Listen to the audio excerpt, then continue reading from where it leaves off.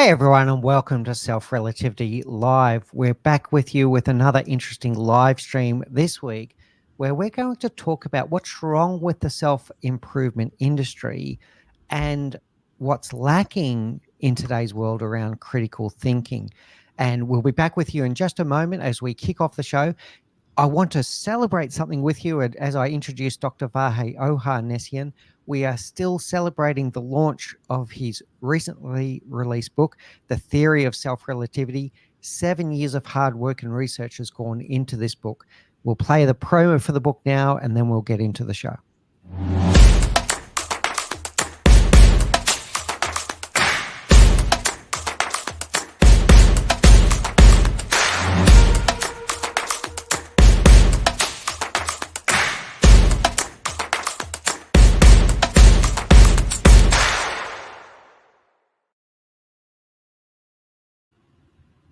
So welcome, Dr. Vahe. So introducing Dr. Vahe Ohanessian, the author of the book, The Theory of Self-Relativity. As mentioned, 7 years of hard work and research has gone into this publication, which is seen as being the user's manual for the mind. We're going to go into our content now, interview with Dr. Vahe in a moment. What I'd ask you, if you're joining us, we're streaming out on X, on Twitter. We're streaming out on LinkedIn. We're streaming out on YouTube. If you're watching the show and you want to ask a question, please do post your question in the comments. I've got some pre-prepared questions on this content, but we want to hear from you as well. So if there's any particular content that takes your interest, if you have a question, if you have a comment, please do post it in the comments and we'll be able to get through it as we get through the show. So Dr. Vahe, once again, congratulations. Please say hello to the audience. Congratulations on the book. We'd love to hear from you now a little bit about the origins of the book, and then we're going to get into our content today around the self-improvement industry. Well, thank you, Mick, for the introduction, and thanks everyone for being on this show. Self-relativity, as you mentioned, began about 7 years ago, where it began with my thoughts and my journalings. And then as I delved deeper inside it, I began to realize that I'm pretty much onto something where the core of it was engaged between the feelings and the thoughts that we're having and some of the incompatibilities that we experience. And as we're moving forward more and more with this technological age, we're beginning to see a lot more of the necessity to be able to distinguish between information and misinformation and how our feelings actually guide some of our decisions. Yeah, so you do call it the user's manual for the mind. Can you share with us a little bit about how you intend users to use the book? The way it is a very big book and quite content heavy. It's about 715 pages. It is enjoyable to read it, but I even use it myself as the user's manual because some of the things that I've written, I've forgotten in there. We have a very strong index of words where you can enter the book from the point of interest. And then perhaps once you start reading it, wherever you begin, you'll probably continue because you'd like to hear more. I've tried to write it in such a ways where it's more common language and it's easier to understand, like storytelling. And the book will probably help to become not just a reading book, but also a book that you can reference at different times for whatever interests or needs you might have. I've tried to encompass pretty much everything that deals with the mind in the book. Instead of doing multiple publications, I took a long time to be able to conglomerate everything together. So congratulations on your success again and all of the hard work that's gone into that. It's something that's an achievement that you should be very proud of. Let's get into today's content so that we can share with the audience what we promised, which is to discuss what's wrong with the self-improvement industry today and to discuss this concept around critical thinking. So coming straight out of the book, we see a lot of what you call the commandments for self-improvement, but also the enemies of self-improvement. And a lot of what we see in the self-improvement industry really relates to what we're talking about today. So over to you, Vahe. What do you see are the problems with the self-improvement industry today? If I have to say it as simply as I can, is that it's an industry that's selling hope to people. And it's a revolving door that's never ending. And after a certain time, it becomes addicting. Most people that are looking for improvement, they're already so there are two non-negotiables that I define in the book. If you want to improve your life, which if you don't have, even my system won't help you. And these are the desire to improve, and two is the introspection, where it's self-reflection and introspection to see the things that we need to improve. Most people who are looking for improvement, they already have these two conditions met, so they're just trying to improve their lives. But because it's an industry that's ill-defined and unregulated, there's many different ways of approaching it, and most of the systems that are out there are not there with the hope of trying to resolve the issue, but they're there with the hope of trying to engage the client for as long as is possible. And what they capitalize on is basically the battle between our feelings and our thoughts. Um, Appeal to emotions fallacy is one of the main ways that these systems appeal to people, because most people want to feel better as quickly as they can. So part of the way that they can feel better is there are two ways that one can feel better. One is to either look at the problem, see what it is, take the time and the effort to try to resolve it so that then the situation will improve. But that is a long term approach, and sometimes looking at the difficulties that we need to improve are painful. And the other one is to self deceive or come up with thoughts and beliefs that we can come up with in order to be able to make ourselves feel good without resolving the underlying issue. And that's where the self improvement industry mostly capitalizes on.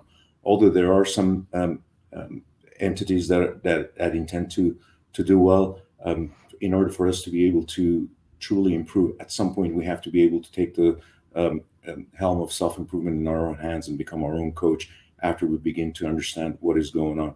One of the things that I always say is that how does every personal development or self improvement or help system end? Whether it's meditation, whether it's a course, whether it's therapy, they all end with the same thing: see you next week. And at some point, this next week has to stop, where people can begin to understand how to improve their lives on their own.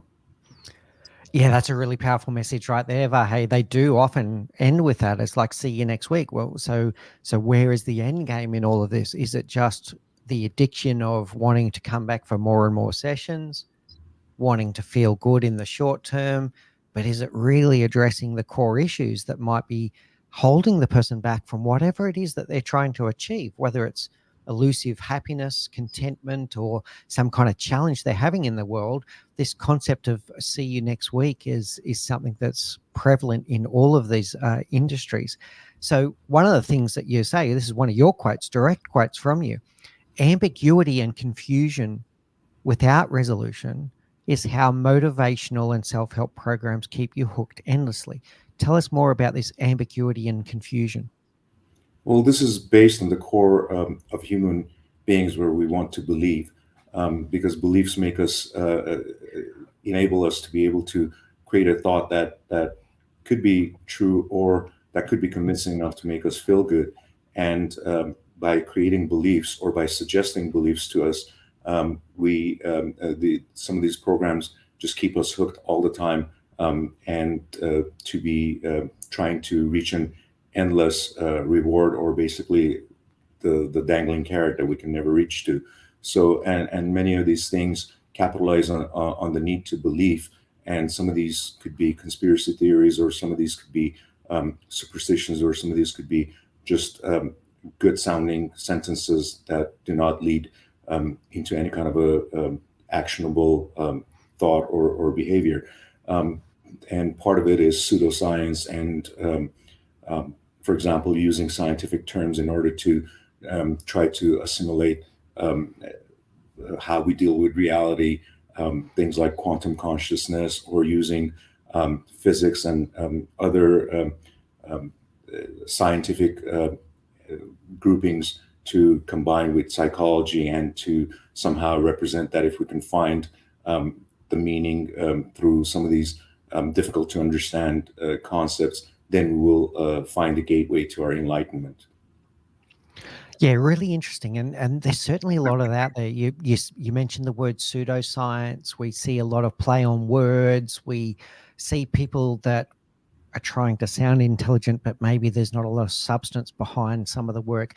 Now, to be clear, we're not talking every practitioner in the industry, but we know you said it before, it's an unregulated industry, and therefore there are some operators out there that probably are playing out of their depth. They then use marketing techniques to lure people in, and then it gets onto this hooked endlessly cycle of the see you next week. The next one I want to unpack is this quote here from Thomas Sowell. So when you want to help people, you tell them the truth.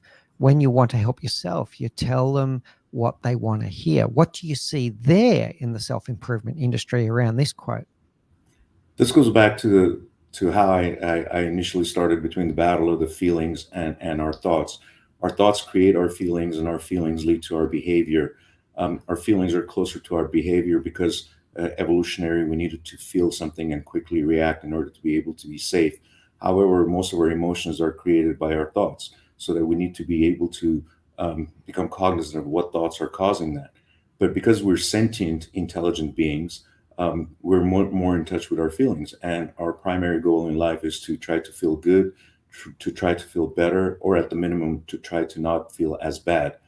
And by us appealing to our emotions, or mostly other people appealing to our emotions, they can make us feel better quickly, and they can attract us more to them than sometimes if they have to tell us the truth as to what we need to do to be able to change. And this quote goes directly to that intention, where oftentimes what we need to do is not necessarily what we want to feel. Yeah, well said, Vahe, and completely understand where you're coming from here. I'm going to say, on a personal level, this one can also be why maybe people avoid confronting conversations, so that they're not doing that out of selflessness, they're doing out of selfishness, which is where I may not tell someone what they need to hear because I'm avoiding the challenging conversation. How does that sit with you? It is. Again, the need to feel good versus the necessity to think well is one of the problems that we have. And by not telling someone, you might think that you're helping them, or you're protecting their feelings, but then in the long run, they might not be getting the advice that they need to, because they themselves might be in the mode of denial and ignorance of the truth. Hence, why denial and ignorance is one of the enemies of self-improvement. We say in giving feedback that clear is kind. Clear is kind. And yet that's often missing in one-on-one engagements, and it's missing sometimes in this industry where people are not getting told what they need to hear. They're getting told what they want to hear. All right, let's go to this one. The antithesis of that is true, good, and caring advice is to tell people what they want to hear, not what they, what they need to hear, not what they want to hear. Yeah, this is similar to the other advice, but this is the way that I look at it. And one of the main points that this goes along with is the dominance of negativity versus the desire to be happy. Most programs try to teach people how to get to happiness, but many of them fail to literally introduce the concept of the dominance of negativity, both in terms of our physical environment, where when left alone, there are more ways for things to go wrong than to go right, which is as a result of the second law of thermodynamics and entropy. And the other one is our own mind, where our brain does not really care if we're happy. Our brain primarily cares if we're safe. If we're safe, if we can find food, if we don't become food when we're looking for food, if we have shelter to be safe, and if we can procreate. So both our environment and our brain are negativity defaulted. That's why I say negativity is the default state of our existence. However, positivity is a contingent state of experience, because no matter what makes you happy, happiness goes away. And this goes to the core of telling people basically a caring advice of what they need to hear instead of what they want to hear.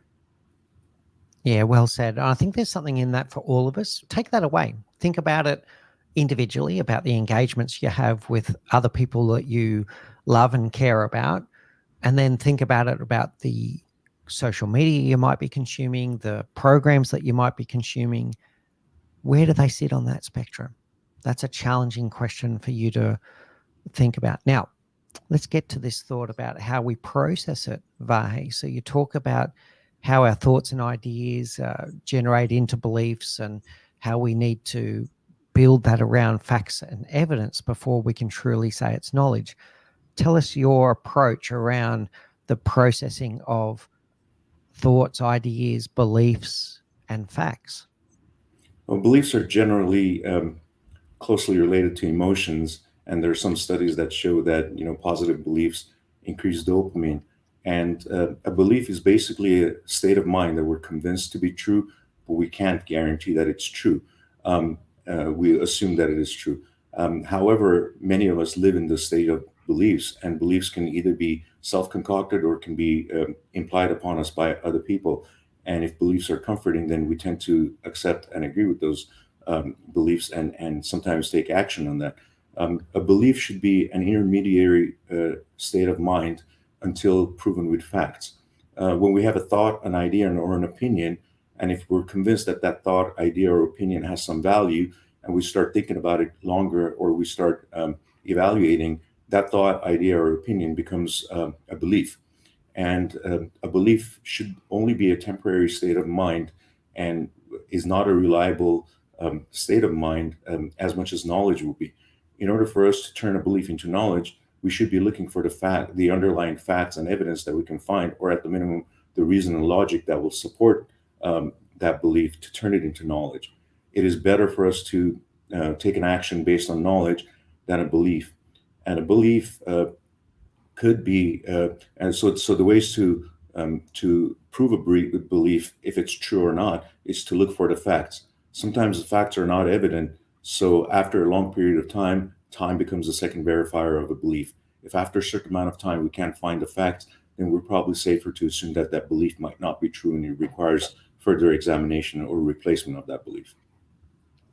So we have this overlap really here. Like, so we might have these opinions, thoughts, and ideas, and they start formulating a belief, but until we've verified it through facts, we can't take it as knowledge.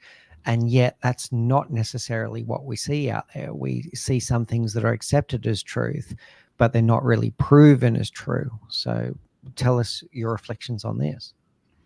Right. When we subjectively accept something, that is not proof. A proof is where we can find the supportive facts and evidence to turn a belief into knowledge. We can't always find that. Sometimes we need to be able to take an action based on beliefs, or sometimes not act based on a belief that we have. But we should try to minimize reliance on beliefs, because beliefs could be emotionally challenged. It could be initiated emotionally. So therefore, sometimes we could create beliefs that are intended to support our desired feelings, rather than a belief that was generated as a result of a thought that we had, that we need to move forward to seeing if we can support that belief with facts. So what I'm hearing there is an element of confirmation bias, Vahe, that in the need to feel good in the short term, we might start only seeing the things that confirm our belief, instead of seeing the facts that might contradict that belief. How does that sit with you, and how do we process that? Yes, beliefs can be a means of self-deception, and confirmation bias is one of them. And there are other means that we create beliefs, and part of the reason that we create beliefs, or we engage in self-deception, is to avoid looking within ourselves, to be able to recognize the difficulties or the painful shortcomings that we might be carrying, that we need to improve. So by creating beliefs, we soften up the situation, or what we do is that we focus our attention externally, so that we're not looking within ourselves. And there's a word that I came up with, which is called externalization, which is the preoccupation and distraction of our mind with external things and events, in order to avoid looking within ourselves, to improve. So it's basically an introspection avoidance mechanisms, and beliefs are a mechanism for us to be able to engage in such action, and to avoid introspection. All right, so we've got some powerful things here that, once again, for us to take away and to check ourselves as to whether we're only sticking to the left-hand side of this chart, or whether we are doing the work to look for the facts that confirm or deny what our belief may be, so that we can converge into this Venn diagram that will result in knowledge, and to make sure that our actions are based on knowledge. And if we have beliefs that are unverified by facts, that we need to do the deeper work before we can confirm it as knowledge. Now, that's a great segue, Vahe, to some of the things that we see right now in social media. There's a lot of misinformation out there, conspiracy theories. What are the effects of this on self-improvement? Well, again, the need to live with beliefs is a means of us being able to engage in many different um, activities, such as believing in conspiracy theories, or accepting misinformation that might be comforting to us, instead of accepting information that might not be um, to our liking. Interestingly, in the past few weeks, there has been a lot of noise going around with some of the Joe Rogan podcasts that he did with Terrence Howard and Billy Carson, where they were discussing many pseudoscientific and widely imaginary things as being truth. And there were so many people out there that really wanted to believe that, because it gave them external sense of purpose, and belief is something bigger than what the reality might be. And because of this availability of both information and misinformation, and some of the confusions that happened during the pandemic, and science denialism has become a big issue, and there are many people that are choosing to believe things that are not true, versus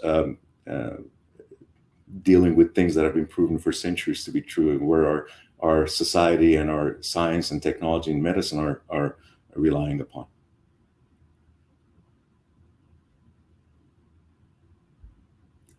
You're on mute. Thank you, sir. I had a fire truck go past and I went on mute and I didn't come back off mute. That's the beauty of a live show, live on television right now. There you go. So we did have a powerful question come in from Amin on this topic. What about the thoughts on AI? What role does AI have on this misinformation and conspiracy theories?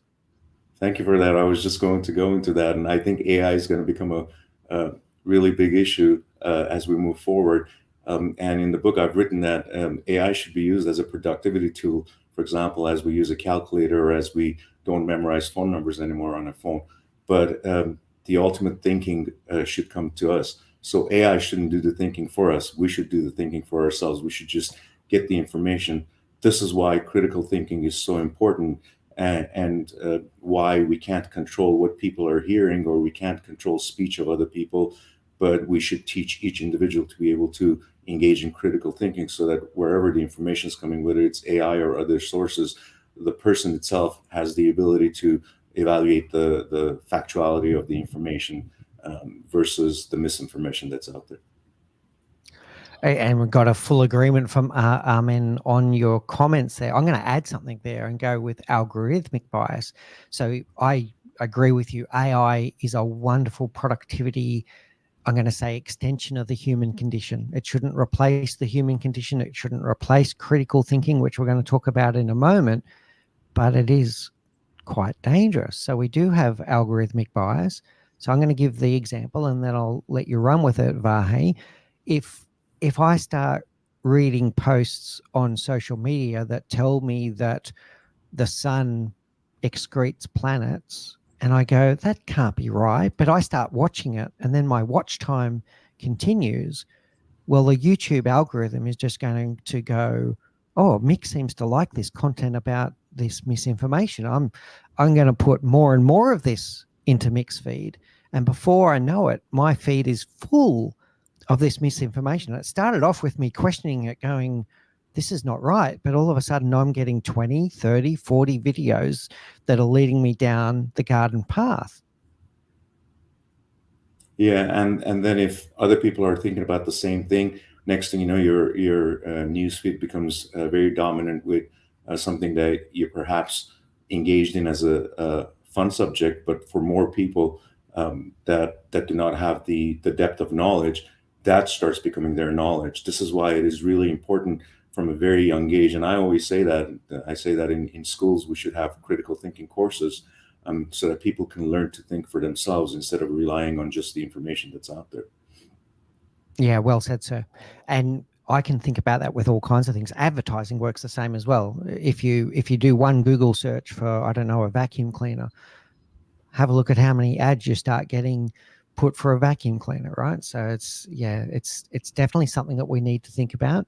And one thing that I think, and if I add something to what Vahe is saying, is the need for technological ethicists is now greater than ever. So, and that is that when we have new technology come out like AI, we shouldn't be just asking the question of what does this new technology enable. We should be asking the question, what have we just enabled, right? So both a positive question of the emerging properties of this new technology and the negative question of, hang on a second, what are the possible negative consequences of this new technology? Wonderful question, Armin. Really thank you for showing it. Now, let's get into this critical thinking then. So theory of self-relativity teaches you how to think, not what to think.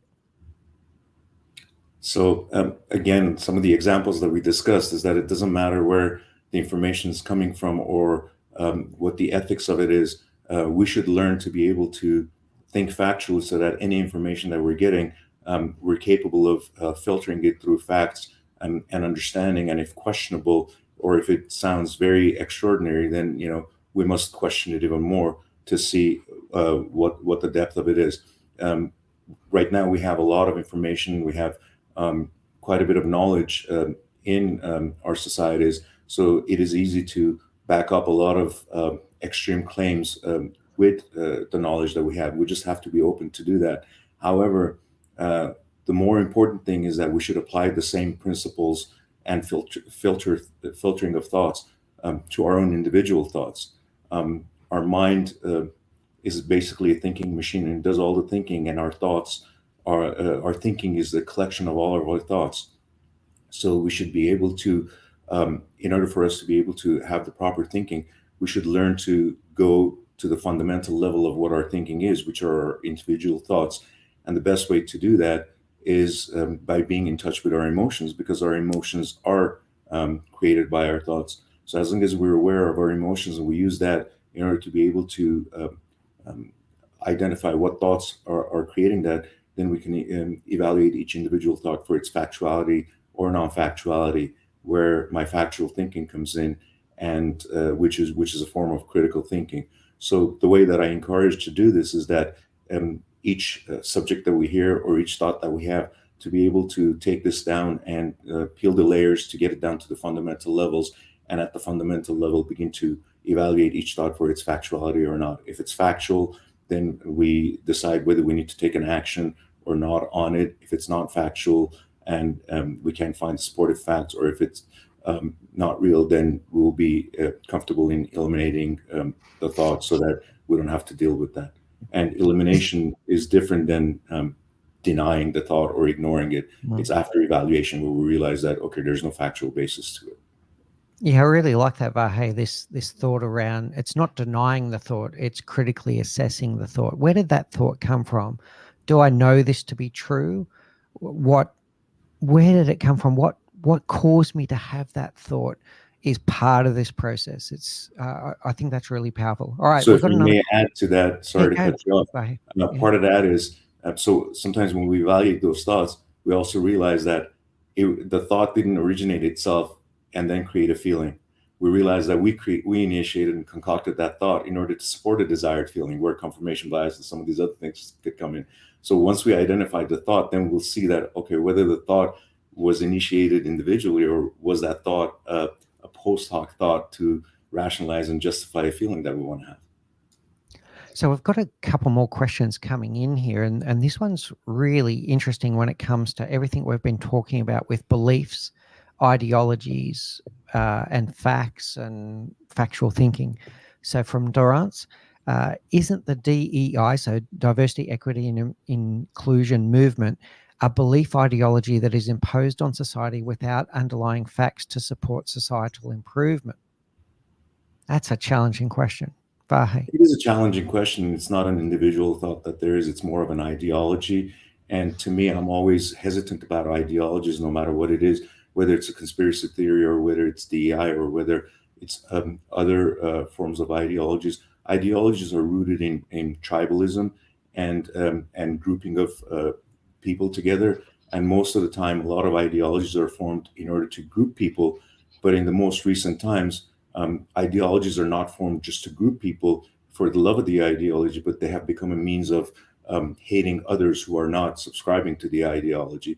So this is why in the book I strongly suggest individual thinking, where we have to remain unbiased and open-minded, where we're not just following a set of rules or set of thoughts that have been given to us, but we're individually evaluating each one. We remain adaptable as to the evidence that we get, as to which side we can go, we can move on or not.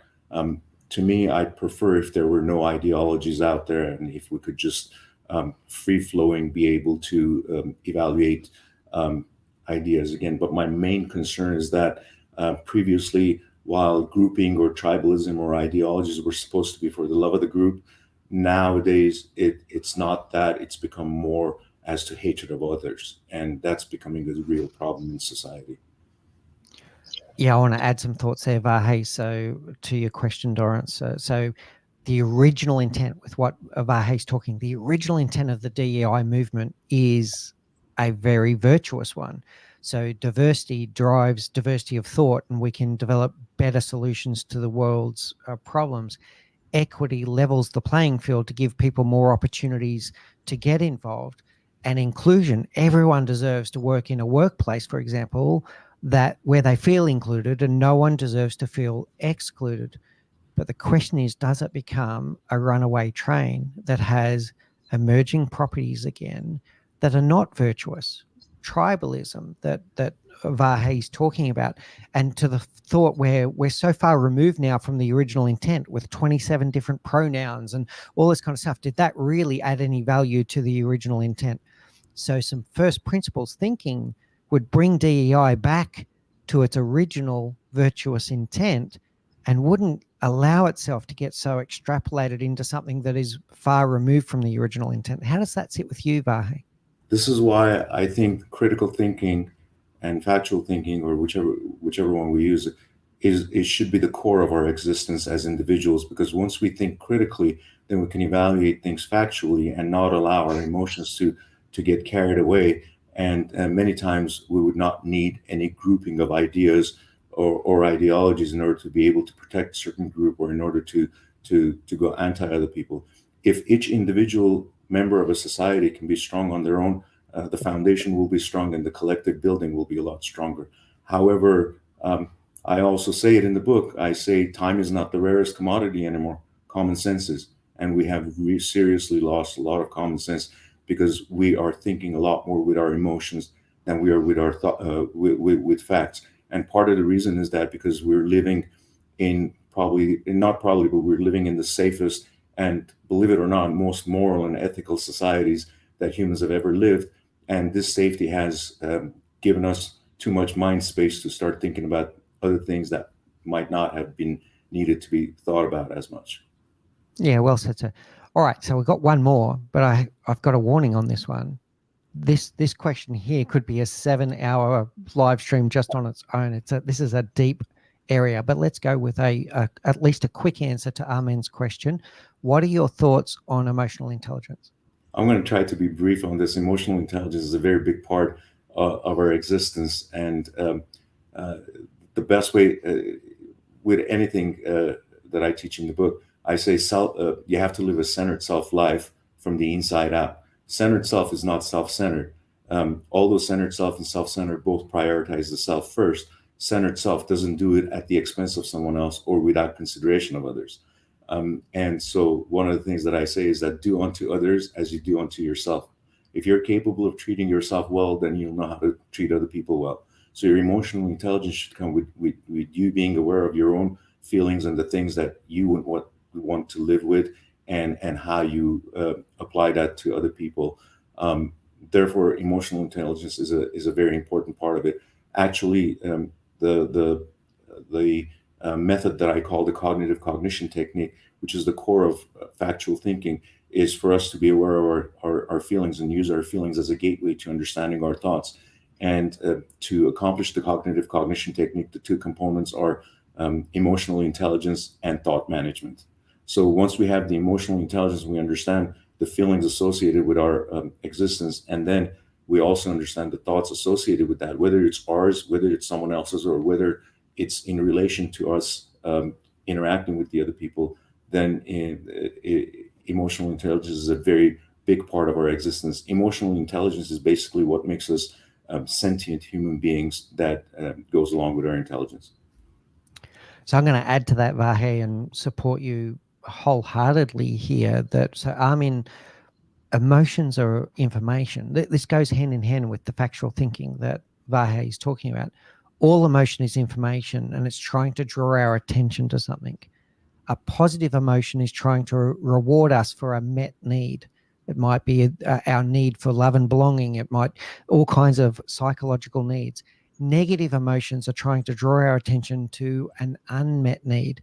And it's our ability to stop and reflect and go, what is this emotion? And to be able to assess it accurately, which we don't always do, by the way. Why this emotion? Why this emotion now? What is this emotion trying to draw my attention to?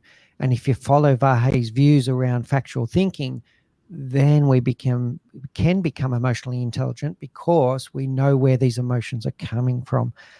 That, I think, goes really hand in hand with your work, Vahe. If I may add, our emotions are basically symptoms. The way I say it is that our emotions are symptoms of underlying causes. Yeah. Just like a toothache is a pain, but it's actually signaling something physical that's wrong. Our emotions are the same way. So this is why emotional intelligence is important, and awareness of our emotions are important. And our emotions are mostly negative compared to positive, because emotions are intended to be protective. So when we feel something, it is important for us to see what thought is causing it, and is that thought justified, or is it something that we just do not need to take as seriously. So basically, yes, they are symptoms of underlying causes. Spot on. All right. Now, we've gone a little bit over. That's the risk of a live stream show when you get excellent questions, but we always let our curiosity go. And it was a wonderful discussion today, Vahe. So thank you, everyone, for joining. I'm going to share with you some things for you to take away. First of all, the theory of self-relativity. It's out now. It's out now on Amazon. It's on Barnes and Noble. You can go and get your copy of the theory of self-relativity. Please, please, please do get your copy. Support Vahe in the amazing work that he's done. You can quickly use the QR codes here. I'll flash them up for a while. So on Amazon, if you use the QR code here, you'll be able to get your copy of the theory of self-relativity. Currently available in paperback and in ebook, and in about a month's time it'll be available as an audible book as well. And Dr. Vahe has narrated the book himself, so you'll be able to hear his dulcet tones reading the book to you. You might want to get a copy of each. Some people do this. They listen to the audio book, but then they also have their own copy that they're following along with, whether it's the e-copy or the paperback. And as mentioned, it is the user's manual for the mind. So it's the kind of thing that you can use as a reference for many years to come. It's not the kind of book that you just read once and then put it on your bookshelf. It's the kind of thing that you will go back to time and time again. I'm putting up now the QR code for Barnes & Noble. If you prefer Barnes & Noble to Amazon, please do go ahead and take a screenshot of the QR code right now, and it'll take you directly to the link where you can buy your book. I would also implore people to leave an honest review on Amazon. We spoke about algorithms before. Here's another algorithm. When you buy the book, when you leave an honest review, Amazon loves that, the Amazon algorithm. And what is our goal here? Our goal is to get the theory of self-relativity and Dr. Vahe's work in front of as many people as possible. if Vahe is going to have a true impact on the world, he needs as many people to see his work as humanly possible. So if you can please leave your honest review on Amazon, it really does help Vahe, but most importantly, it helps other people to be able to see Vahe's amazing work. I'm also going to make one more announcement, which is that Vahe is also available for one-on-one coaching.